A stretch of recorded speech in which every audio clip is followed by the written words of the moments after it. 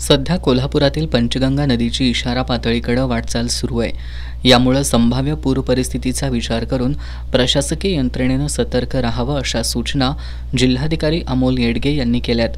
पुराचं पाणी आलेल्या ठिकाणी नागरिकांनी वाहनं घालू नयेत आणि ज्या ठिकाणी पूर परिस्थिती निर्माण होईल त्या ठिकाणच्या नागरिकांचं त्वरित स्थलांतर करण्याच्या सूचना जिल्हाधिकारी अमोल येडगे यांनी आज झालेल्या बैठकीत आपत्ती व्यवस्थापन विभाग आणि इतर सर्व संबंधित विभागांना केल्यात।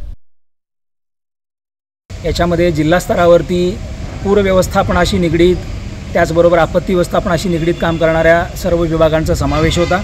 याच्यामध्ये महसूल विभाग, पोलीस विभाग, त्याचबरोबर पाटबंधारे विभाग, सार्वजनिक बांधकाम, पशुसंवर्धन, कोल्हापूर महानगरपालिका, इचलकरंजी महानगरपालिका आणि याचबरोबर सर्व 12 तालुक्यांचे तहसीलदार, गटविकास अधिकारी आणि नगरपालिकांचे मुख्याधिकारी यांचा या आढावा बैठकीमध्ये आज समावेश होता।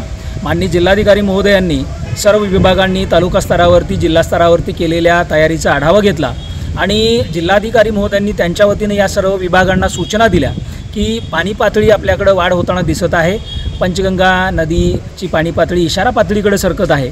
पाऊस जर असाच आपल्याकडे राहिला तर कदाचित आपण इशारा पातळी ओलांडू।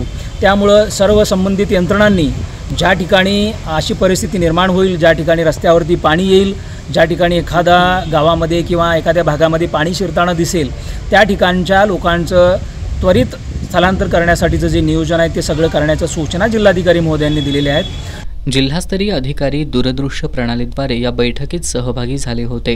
या बैठकीत जिल्हाधिकाऱ्यांनी तहसीलदार, गटविकास अधिकारी, नगरपालिकांचे मुख्याधिकारी यांच्याकडून तालुकानिहाय पावसाचं प्रमाण, संभाव्य पूर परिस्थिती आणि केलेल्या नियोजनाची माहिती घेतली।